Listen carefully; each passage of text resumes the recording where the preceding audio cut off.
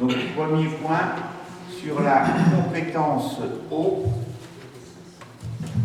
Alors, on y va. C'est les bonnets. Transfert d'agents vers Moulins Communauté au niveau de la compétence eau. Comme vous le savez, la loi NOTRe, nouvelle organisation territoriale de la République, qui a prévoit dans son article 66 le transfert de la compétence eau dans les compétences obligatoires des communautés d'agglomération à partir du 1er janvier 2020. Et donc, dans le cadre de la prise de compétences obligatoires eau par Moulins Communauté, donc au 1er janvier 2020, la commune d'Yzeure doit procéder au transfert du personnel entièrement affecté à ce service public, à savoir les 5 agents que vous avez affichés dans la délivre. Donc un adjoint technique principal de 2e classe, un agent de maîtrise, un adjoint technique territorial principal de 2e classe et un adjoint administratif principal de 2e classe. Les comités techniques de Moulins Communauté et de la commune d'Yzeure donc, se sont respectivement réunis les 5 novembre 2019 et 3 décembre.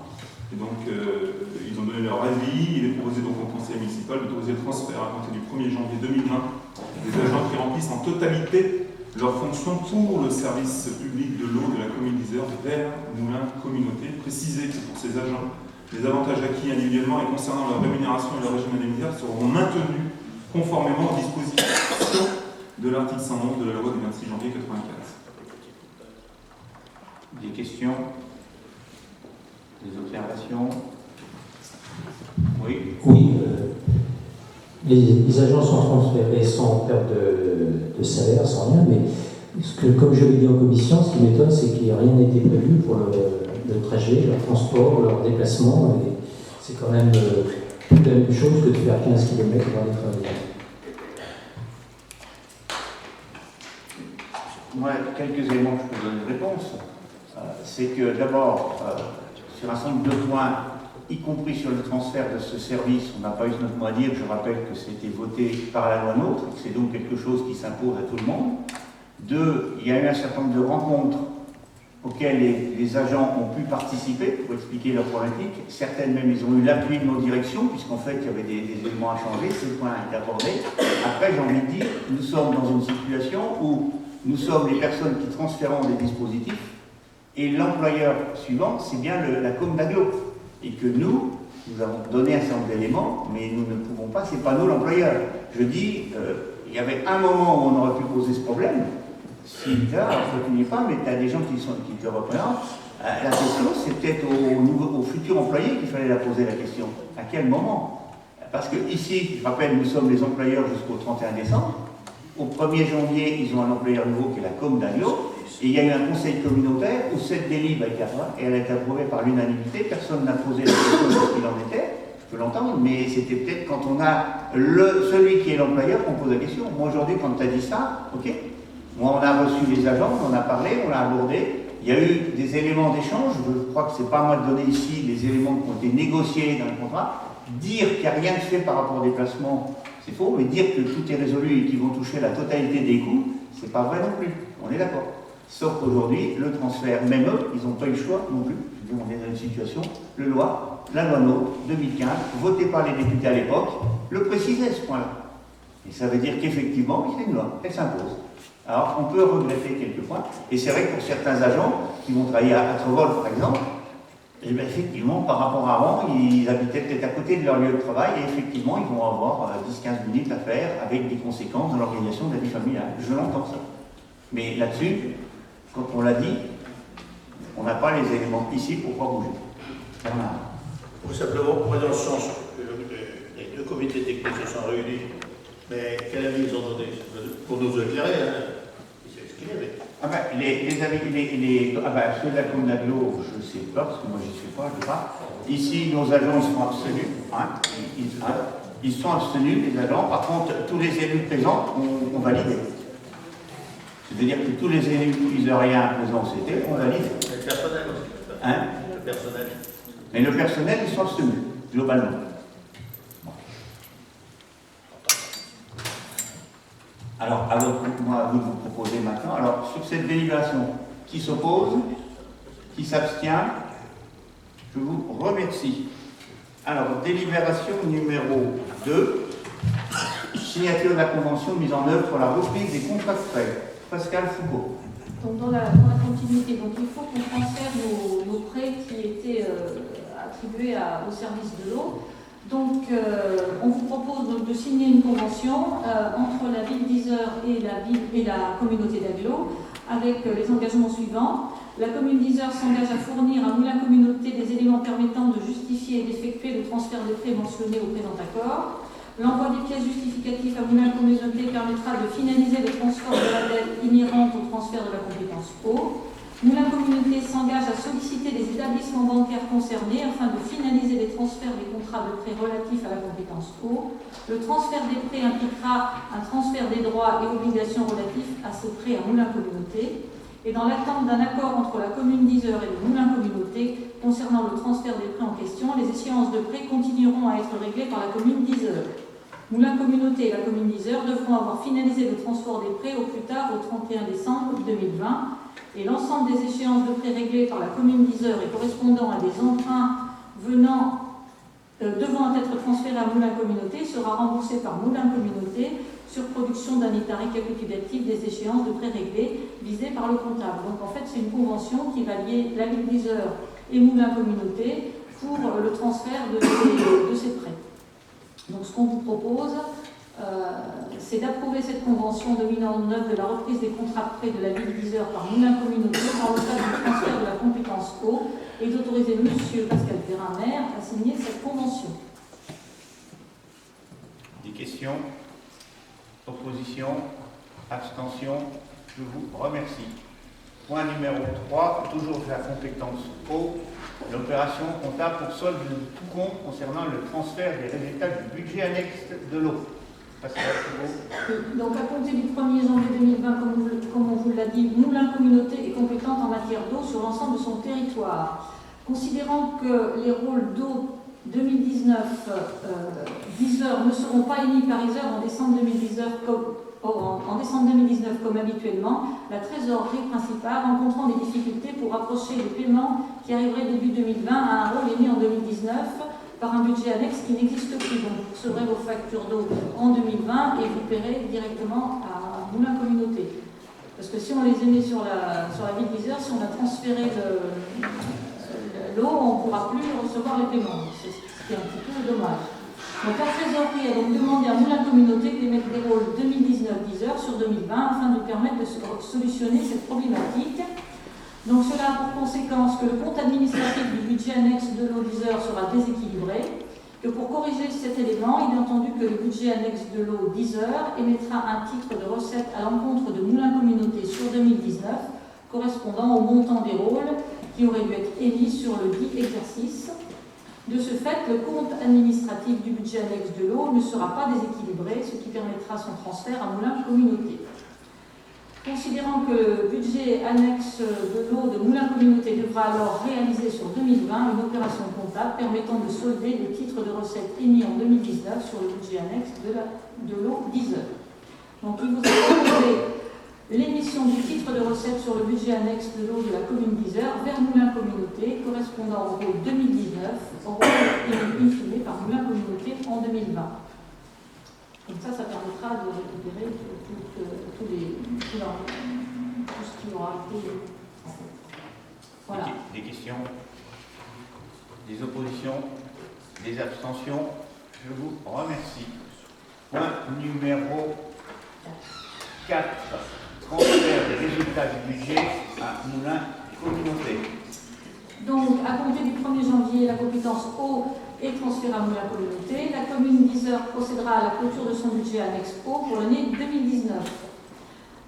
Donc, il vous est proposé de transférer au budget annexe eau de Moulins Communauté le résultat des sections de fonctionnement et d'investissement tel qu'arrêté à la clôture des comptes 2019 du budget annexe eau de la commune d'Yzeure. Voilà. Des oppositions?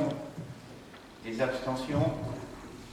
Je vous remercie. Moi, je voudrais profiter de ce dossier sur l'eau pour remercier les services, en particulier de chez nous, parce que ça a été relativement complexe, parce que d'abord, jusqu'à il y a quelques temps, on avait un peu le sentiment qu'on allait pouvoir éviter le transfert, parce que je rappelle que la loi avait laissé un petit peu la porte entrouverte, pas obligation de transfert tout de suite. En fait, ça a été maintenu pour les communautés de communes, mais pas pour les communautés d'agglo, qui a une obligation de transfert au 1er janvier 2020. Donc voilà, ça va être retardé. Après, il y a un travail lourd à faire parce qu'il a mis en place. Parce que je pense qu'on a pris un maximum de précautions, ce qui n'est pas tout à fait chiffré. On a vu comment on allait chiffrer, ça va être prévu. Et je n'ai qu'un souhait à faire, c'est que nous n'avons pas la même situation qu'on avait eu lorsqu'on avait eu des problématiques par rapport au transfert assainissement. Rappelez-vous, lorsque nous avons commencé notre mandat, un des premiers gros dossiers qu'on a eu avec Jacob Nadio, c'était de régulariser notre dossier en lien avec l'assainissement sur lequel il y avait un gros désaccord entre les deux, entre la ville et la commune. Ce dossier est réglé, derrière nous, on essaie de prendre un maximum de précautions pour qu'on n'ait pas la même situation. Je pense qu'on a pris toutes les précautions. Et ça fait reconnaître que nos services, mais ceux de la commune aussi, ont tous essayé de jouer le jeu pour trouver la bonne solution, parce qu'effectivement, on n'était pas beaucoup à transférer son service du coup. Voilà. Alors, on passe donc à une autre étape. Donc maintenant, le principe des eaux, c'est chez nous, alors jusqu'au 31 janvier, jusqu'au 31 décembre. Hein, il faut qu'après, effectivement, on a commencé à donner les numéros, parce que quand il y aura des problématiques sur le réseau d'eau, ça sera peut-être nos mêmes agents, mais nos ex-agents-rien qui interviendront, on ne sait pas, mais ça sera d'autres agents qui interviendront. Alors, un autre point qui n'est pas réglé, il faut le savoir, c'est que ça sera réglé après, c'est comment va fonctionner la moulin communauté par rapport au compteur d'eau. Puisqu'aujourd'hui, les Iseriens sont propriétaires de compteurs. C'est un point qui ne va pas être changé pour l'année 2021 qui reste. Par contre, c'est certainement une réflexion qu'il y aura, et aujourd'hui, mais ce sera là, chacun de nous, dans notre place en conseil communautaire, de prendre notre place pour essayer de voir comment on peut faire influer dans une direction ou dans l'autre. Aujourd'hui, dans une ville, on a les compteurs d'eau, dans toutes les autres, on ne les a pas. Il faudra bien prendre en compte cette problématique. Aujourd'hui, il n'y a pas d'éléments qui peuvent nous dire comment ça sortira, comment ça sera traité. On passe au 5, modification du tableau des effectifs du personnel communal, Cyril Bonnet.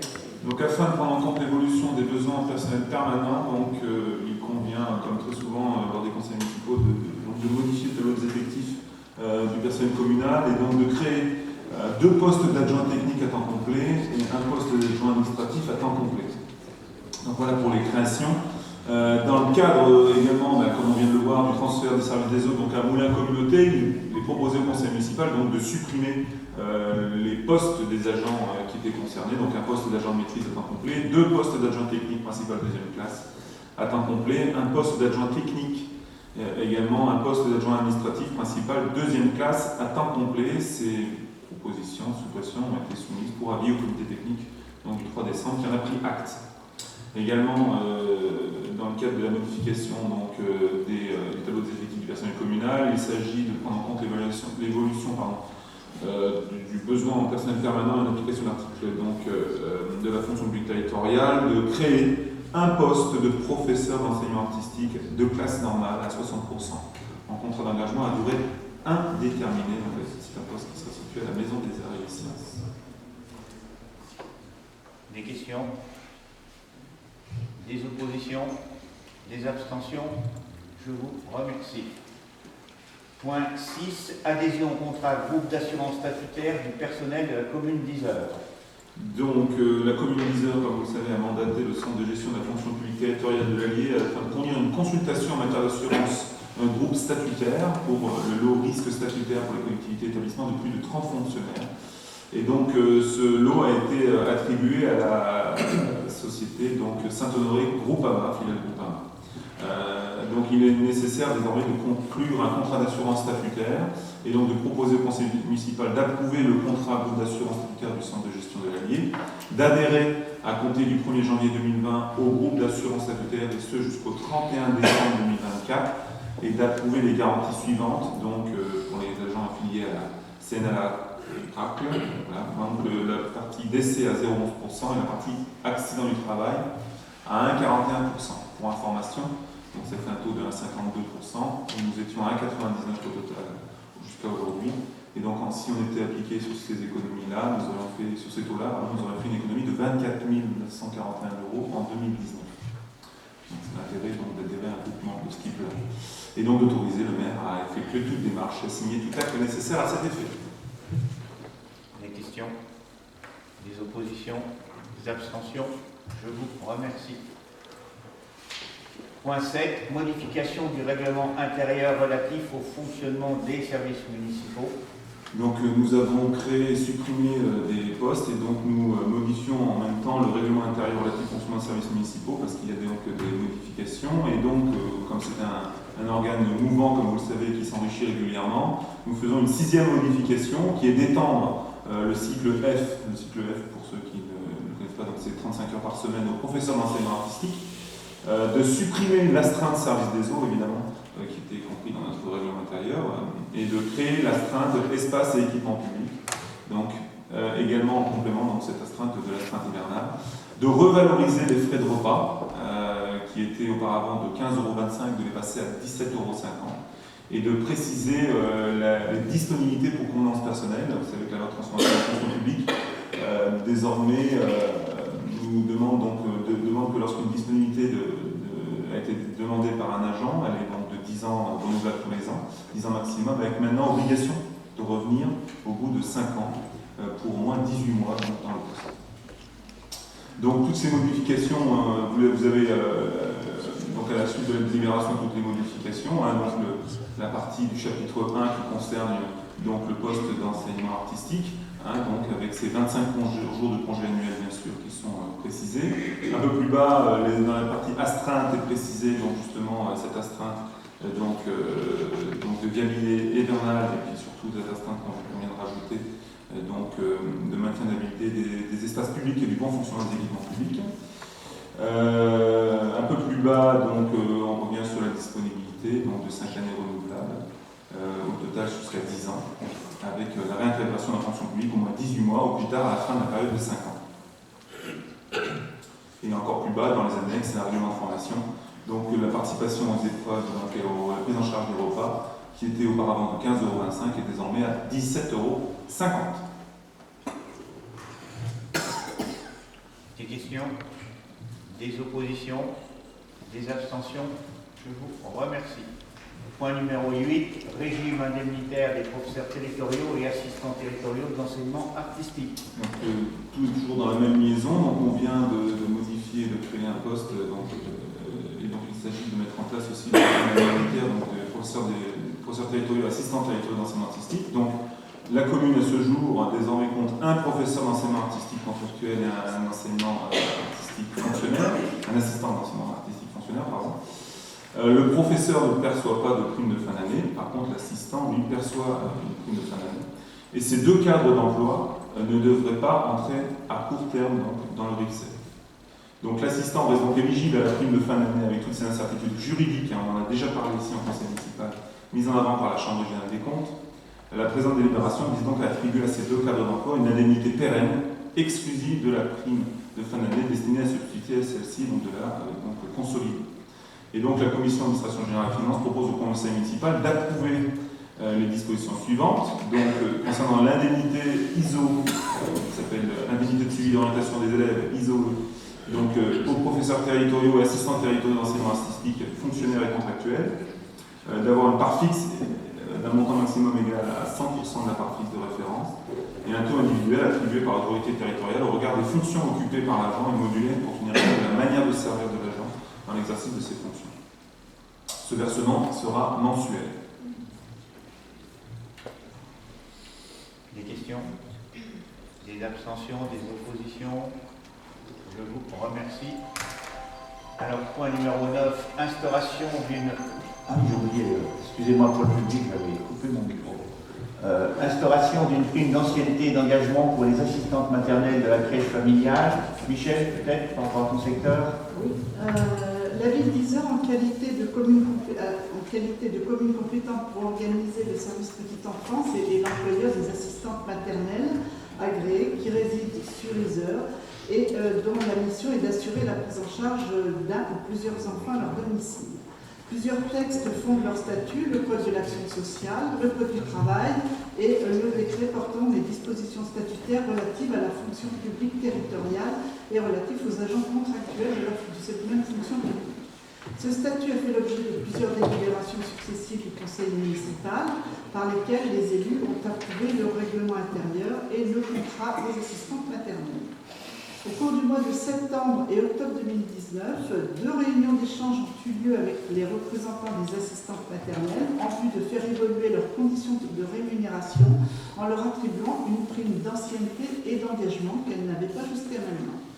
Tenant compte de la réglementation applicable les concernant, des différentes délibérations du conseil municipal et notamment de la dernière du 30 juin 2016 relative à la délibération à la rémunération des assistantes maternelles de la crèche familiale et aux modifications de leur contrat de travail. Tenant compte aussi de l'avis du comité technique réuni le 3 décembre 2019, la commission administration générale et finances propose au conseil municipal d'approuver les conditions d'instauration d'une prime d'ancienneté et d'engagement pour les assistantes maternelles de la crèche familiale selon les modalités qui ont été établies. Ce dispositif d'attribution aura des paliers tous les 5 ans, c'est-à-dire que durant les 5 premières années où les assistantes maternelles sont en contrat à durée déterminée, elles n'auront pas de prime qui leur sera attribuée. Du 5e au 9e anniversaire, la prime sera calculée sur la base de 40 fois le taux horaire du SMIC. Du 10e au 14e anniversaire, sur la base de 60 fois le taux horaire du SMIC. Du 15e au 19e anniversaire, sur la base de 90 fois le taux horaire du SMIC. À partir du 20e anniversaire, sur la base de 125 fois le taux horaire du SMIC. À titre indicatif, le montant de la prime variera de 322 € net annuels à partir du 5e anniversaire à 1007 € net annuels à partir du 20e anniversaire. Alors, autre modalité, le versement se fera donc annuellement le mois de la date d'anniversaire du contrat. Une modulation ne sera appliquée selon le nombre d'agréments des enfants accueillis. Une actualisation sera faite en fonction du taux horaire du SMIC, puisque le calcul est basé sur le SMIC. Une attribution individuelle sera susceptible d'être modulée pour tenir compte de la manière de servir de l'agent dans l'exercice de ses fonctions, en tenant compte notamment de l'efficacité de l'agent dans son emploi, de la réalisation de ses objectifs, de ses compétences, etc. Le montant sera proratisé en fonction de son compte de travail. Les modalités de maintien de cette prime dans certaines situations de congé sont celles qui sont applicables aux autres agents, telles que définies dans le décret 2010-997 du 26 août 2010 relatif au régime de maintien des primes et indemnités des agents publics de l'État et des magistrats de l'ordre judiciaire dans certaines situations de congé. Enfin, la mise en place sera effective au 1er janvier 2020. Voilà, alors cette prime permet de reconnaître l'expérience, les compétences et l'engagement des assistantes maternelles qu'elles peuvent acquérir au cours de leur carrière, ce qui n'existait pas jusqu'à maintenant. Donc ça les met au même niveau que tous les agents de la collectivité. Donc à ce jour, nous avons 8 assistantes maternelles qui sont concernées sur les 12 actuellement, puisque nous en avons 2 qui ont moins de 5 ans. Une qui malheureusement pourrait part en retraite à la fin de l'année, donc elle ne pourra pas en bénéficier. Et puis une autre qui est en congé de mon année. Des questions? Des oppositions? Des abstentions? Je vous remercie parce que c'est l'occasion, ce dossier, de se féliciter globalement, à la fois de fonctionnement du service, mais d'avoir permis à tout un corps de personnel de la ville d'accéder au cours de ce mandat. On leur a permis d'accéder au CDI, ce qui n'est pas neutre. Je veux dire que les personnes maintenant peuvent accéder à un CDI au bout de 5 ans. Et surtout, elles ont aussi un complément de prime parce que par rapport aux autres agents, on a fait des comparaisons, ils n'avaient pas droit au XEP et du coup, on a trouvé une prime qui était l'équivalent en montant financier pour qu'elles ne se sentent pas mises de côté. Donc, voilà, une évolution plutôt positive quand même de ces agents qui ne font pas toujours un travail reconnu par tout le monde, alors que tout le monde a bien besoin de ce qu'on appelle les nounous dans notre langage. Je vous remercie pour elles, pour ces éléments-là, puis les services qui ont fait un travail important de lien avec elles parce qu'on a des situations très différentes et pourtant elles ont validé des choses qui étaient relativement cohérentes. On passe au dossier suivant, le 10, un avenant numéro 2 à la convention de mise à disposition d'agents communaux auprès du CSAS, l'EHPAD, par rapport à l'EHPAD de la Gloriette. Jennifer, vous nous donne quelques éléments? Donc le 31 décembre 2018 était signée une convention de mise à disposition des agents communaux auprès de l'EHPAD de la Gloriette. Donc cette convention portait sur la période du 1er janvier 2019 au 31 décembre 2021. Un premier avenant avait été signé le 1er juillet 2019. Et donc aujourd'hui on vous propose donc, ce deuxième avenant qui consiste simplement à compléter la liste des agents mis à disposition en complétant donc cette liste de 2 personnes et en diminuant cette même liste d'un agent qui n'interviendra donc plus auprès de la Gloriette. Bien évidemment, la commission paritaire a été saisie pour avis sur cette mise à disposition. Le comité technique de la commune a également été informé dans sa séance du 3 décembre dernier. Et bien évidemment les intéressés ont tous donné leur accord. Donc les quotités de travail des agents mis à disposition sont donc modifiés en conséquence et les modifications précitées prennent effet à compter du 7 janvier 2020. Donc la commission administration générale et finances vous propose donc d'approuver cet avenant numéro 2 de mise à disposition d'agents communaux auprès de la Gloriette et d'autoriser M. le maire à signer cet avenant et toutes pièces afférentes. Des questions? Des oppositions? Des abstentions? Je vous remercie. Décision numéro 11, avenant numéro 1 à la convention de mise à disposition d'agents communaux auprès du CCAS. Attention, c'est un avenant numéro 1 à une autre convention. C'est pour ça qu'on fait la 1 après la 2, parce que vous pourriez vous dire que ce n'est pas très cohérent. Le CCAS, c'est pas la Gloriette. Voilà, c'est ça. Donc vous le savez, depuis de très longs mois, on est en train d'essayer de trouver des solutions pour pouvoir mettre en place un crédit d'impôt pour les personnes qui bénéficient du portage des repas. Après de très longs échanges avec les différents services de l'État, il s'avérait qu'une seule solution était envisageable pour que les personnes puissent bénéficier de ce crédit d'impôt, c'était que la livraison se fasse par le CCAS. D'où cet avenant à la convention de mise à disposition des agents communaux auprès du CCAS, puisqu'en fait on vous propose de mettre à disposition sur le temps où ils font la livraison les agents communaux auprès du CCAS. Donc comme pour la convention précédente, donc bien évidemment la commission administrative paritaire a été saisie, le comité technique de la commune a été informé également dans sa séance du 3 décembre et les 8 personnes concernées ont toutes donné leur accord pour cette mise à disposition. Donc je rappelle, les agents sont mis à disposition uniquement sur leur temps de travail pour le portage des repas. La subvention d'équilibre versée par la commune au CCAS tiendra compte des recettes perçues par le CCAS au titre du portage de repas à domicile auprès des usagers. Les autorités hiérarchiques et fonctionnelles au titre de la mise à disposition sont complétées pour ces 8 agents à l'article 7 et les modifications précitées prennent, elles, effet à partir du 1er janvier 2020. Et donc la commission administration générale et finances vous propose d'approuver cet avenant numéro 1 à la convention de mise à disposition d'agents communaux auprès du CCAS et d'autoriser M. le maire à signer cet avenant et toutes pièces afférentes. Des questions? Des oppositions? Des abstentions? Je vous remercie. Point numéro 12, renouvellement des contrats d'assurance de la ville, choix des fournisseurs. Cyril? Donc, par délibération du 16 décembre 2015, le conseil municipal avait attribué le marché relatif aux différents contrats d'assurance de la ville pour une durée de 4 ans, jusqu'en qu'à compter du 1er janvier 2016. Ces contrats arrivent à échéance donc, au 31 décembre de cette année, donc une nouvelle consultation a été lancée et il s'agit désormais de désigner les prestataires pour les lots suivants. Donc lot numéro 1, véhicules terrestres à moteur, flotte de bateaux, lot numéro 2, dommages aux biens, lot numéro 3, responsabilité civile de la ville, défense et recours, protection juridique de la ville, protection fonctionnelle des élus et des agents et indemnisation donc, des accidents corporels. Pour chacun de ces lots dans la délibération, vous aviez une estimation donc, de chacun de ces lots.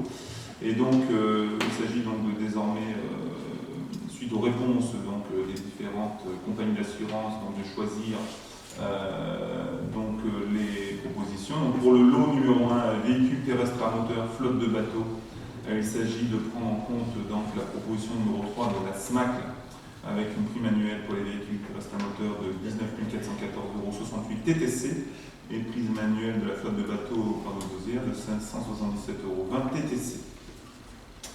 Donc la commission d'appel d'offres propose de retenir la SMAC.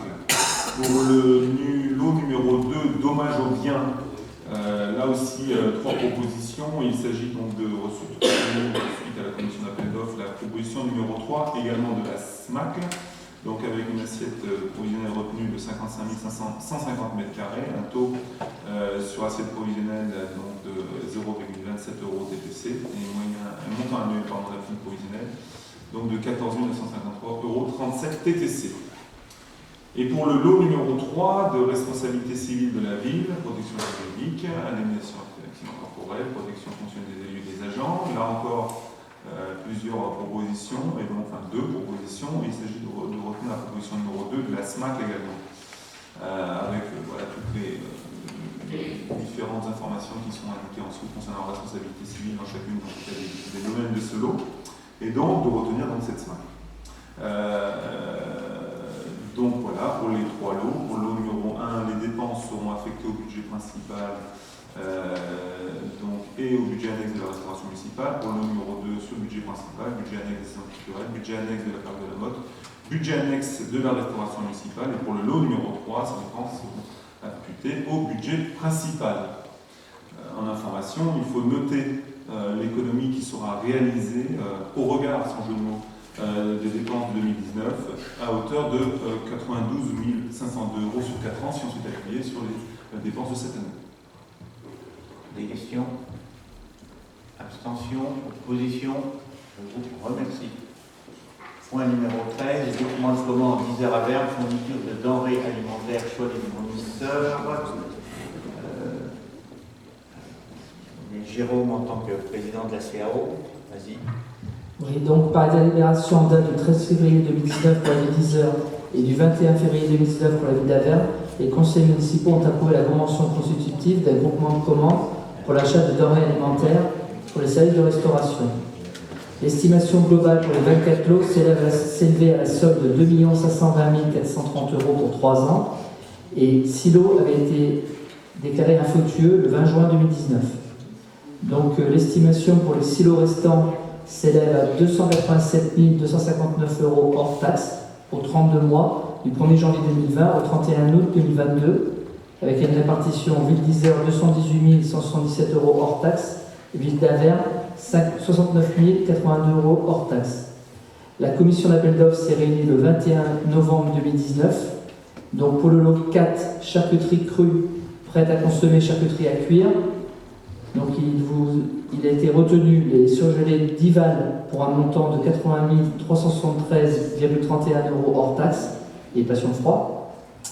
Pour le lot 5, charcuterie hyposédée sous signe qualité, donc il n'y a pas eu d'offre donc pour 2076 €. Donc il est proposé une consultation sur devis qui sera suffisante et respectera les règles d'achat.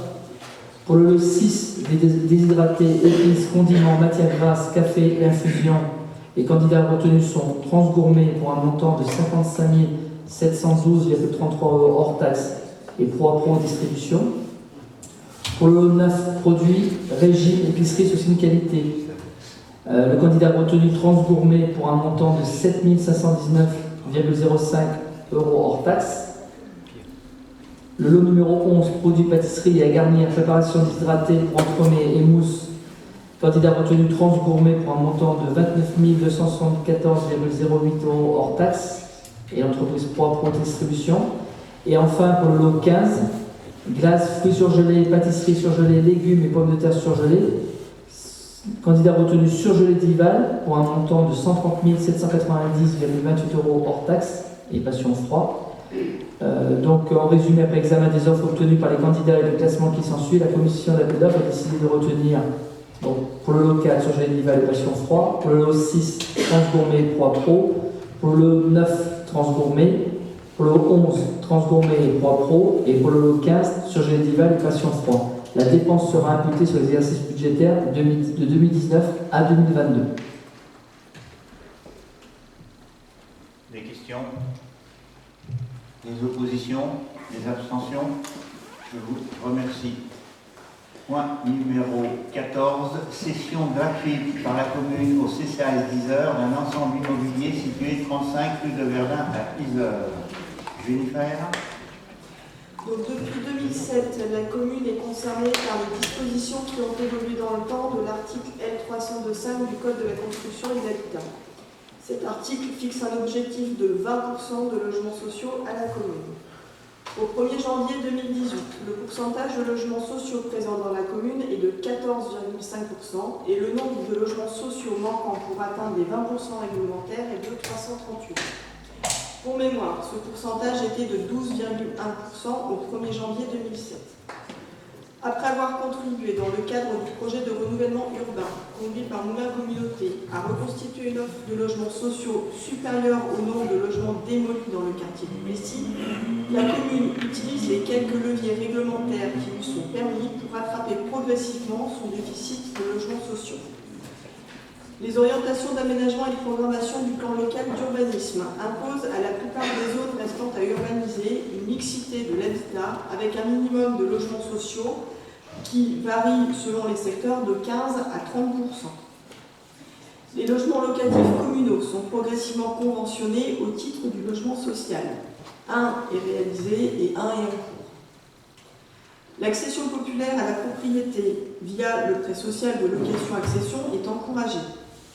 Une programmation pluriannuelle de logements sociaux réalisée par des organismes bailleurs sociaux et soutenue par la commune au gré des opportunités foncières, notamment dans le cadre du développement du parc de Sainte-Catherine, où un objectif de 25% de logements sociaux est fixé à l'aménagement. À ce titre, une première tranche de 41 logements sociaux à réaliser par l'Office public Alihabitat est en cours d'étude et de programmation. Dans ce contexte, la commune accompagne financièrement ces projets au travers de subventions versées à des bailleurs sociaux, de moins-value entre prix de cession et valeur vénale d'un bien destiné à un tiers pour réaliser des logements sociaux, subventions versées à l'aménageur d'une ZAC, etc. Sous certaines conditions, ces dépenses peuvent venir en déduction du prélèvement financier qui s'applique à la commune au titre de son déficit de logements sociaux. La commune est propriétaire d'un ensemble immobilier situé 35 rue de Verdun à Yzeure. Cet immeuble d'habitation des années 70 a un niveau et présente une surface de 170 m² environ par niveau. Il est implanté sur un terrain de 1050 m² et comporte 4 garages. Compte tenu des caractéristiques actuelles, physiques et légales de cette propriété, des cessions de biens de même nature dans un environnement immédiat et des éléments de contexte, la valeur vénale de cette propriété a été estimée par les domaines à 222 000 €. Donc la note des domaines est jointe en annexe des documents que vous avez reçus. Donc cet immeuble communal accueille actuellement la crèche multi-accueil La Cadette, qui sera relocalisée à Isatis donc en septembre prochain. Elle accueille également 2 permanences de l'éducation nationale et un logement qui est utilisé de façon très occasionnelle par les troupes de théâtre qui sont en résidence. Moyennant la recherche d'autres locaux plus adaptés pour les 2 permanences de l'éducation nationale et la troupe de théâtre en résidence, cet immeuble peut utilement accueillir quelques logements sociaux et s'inscrire ainsi dans la politique de développement du logement social précité. Il est proposé que cette opération soit conduite par le CCAS, qui pourra ainsi assurer une gestion de proximité des logements en ciblant leur attribution à des publics très fragiles. Une cession gratuite de l'immeuble par la commune au CCAS permettra, après travaux de rénovation de celui-ci, d'équilibrer l'opération avec des loyers de sortie très modérés.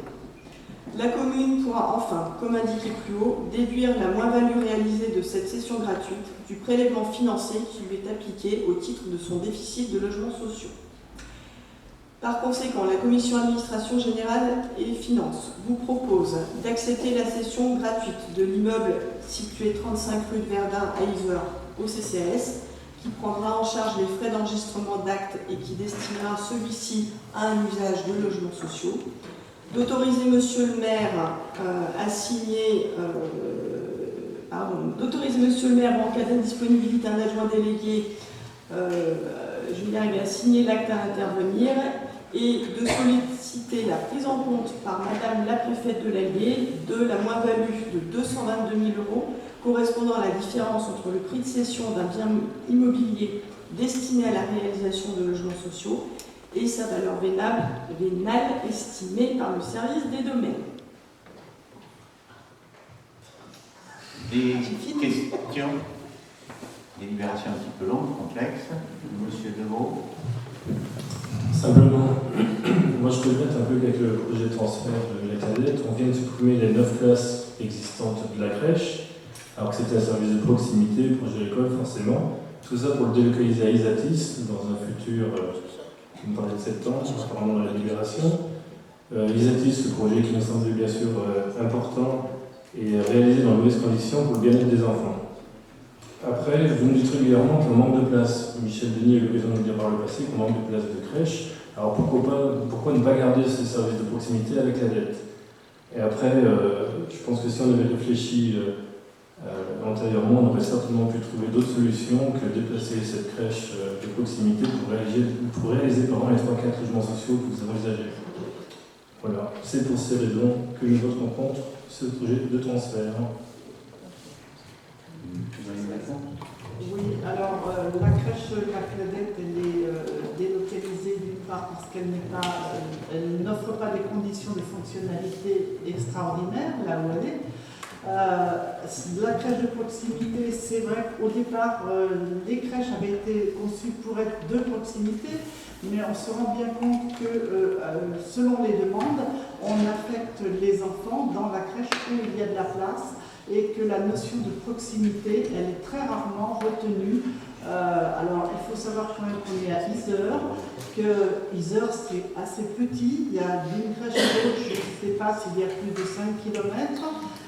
Et on a très peu de parents qui refusent d'aller d'une crèche à l'autre au motif de la distance.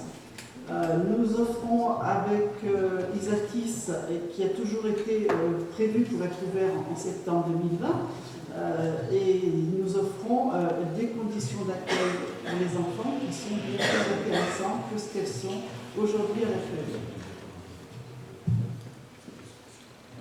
Voilà, effectivement, je pense que Michel a bien donné les arguments.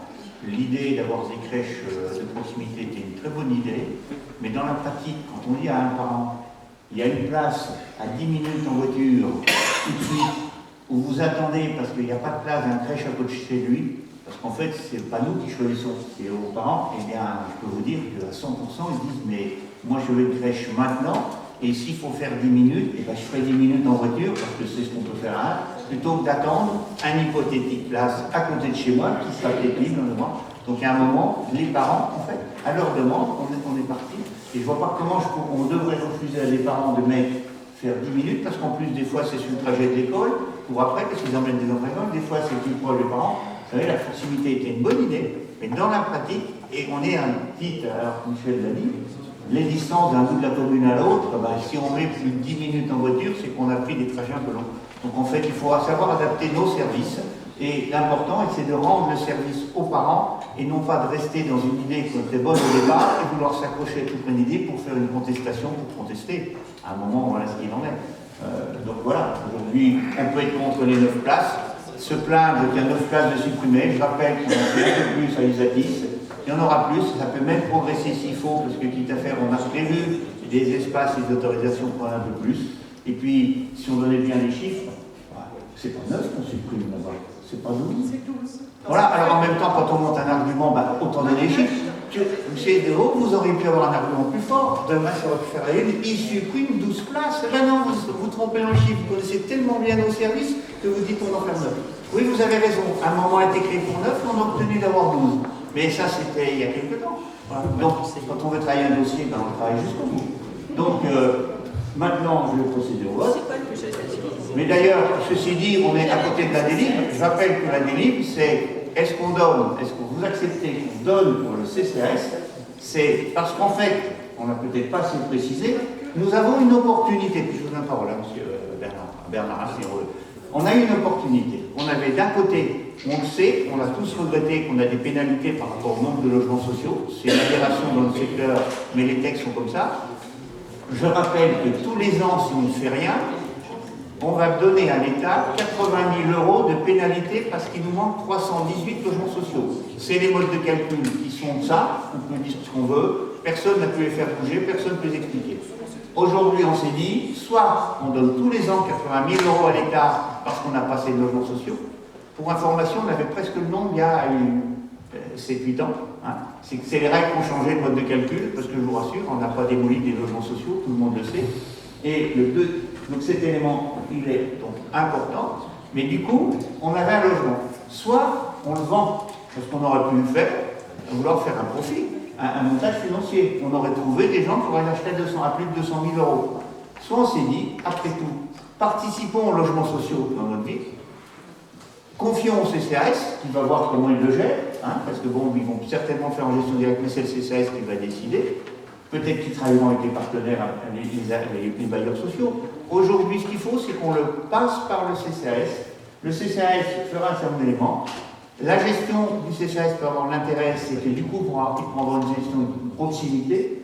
L'équilibre de l'opération, je pense que c'est légitime que le CCAS s'est posé la question, ne devrait pas poser beaucoup de difficultés, parce que lorsqu'on a un bâtiment qui nous est donné, pour faire l'équilibre, je pense que beaucoup de gens seraient preneurs de dire j'ai des bâtiments gratuitement pour l'équilibre.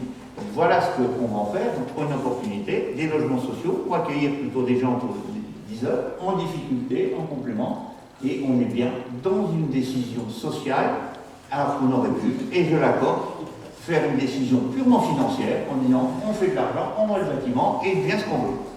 C'est pas ces 4 logements qu'on fera dedans, qui changeront beaucoup par rapport aux 318 logements sociaux qui nous manquent, mais c'est un prix. Bernard, vous avez demandé la parole. Je n'avais pas vu, excuse-moi. Non, c'est pas grave, c'est pas grave. Non, simplement, ce dossier nous interpelle un peu. Je comprends bien que la volonté d'avoir plus de logements sociaux, oui, il y a d'autres possibilités aussi. Il y a des maisons qui ferment, il y a une autre politique aussi à avoir. Non. La problématique pour nous, c'est qu'on voit bien que l'objectif, c'est de transférer quand même un peu d'activité ESATIS. Ça rejoint un vieux débat qu'on a eu, même nos collègues avaient quand arrivé. On avait toujours été très réservé ou contre la réalisation ESATIS telle que ça s'est fait. On restera toujours contre parce qu'on pense que là, on va faire un peu plus ESATIS. Bon, alors est-ce qu'il ne faudrait pas quand même garder notre activité multi-accueil au Claudette? Je n'ai pas les éléments pour répondre. Mais on sent bien que dans tout cela, c'est pas. On est dans le social, on essaye de répondre à un manque en matière de logement social, mais ce n'est pas tout à fait l'objectif qui est derrière ce dossier. Le dossier, c'est bien ça, c'est de ramener une activité ESATIS. C'est la raison pour laquelle on s'abstient dans ce dossier. Ah, on peut avoir des bonnes différences suivant si on est au CCAS et sinon on est ici. Alors on va passer au vote. Qui est contre? Donc 6. Qui s'abstient? Ah ouais. 4, 5. Qui est pour? On va faire le bonheur. Qui est pour? Je propose à ceux qui ont le pouvoir. Voilà. Je vous remercie.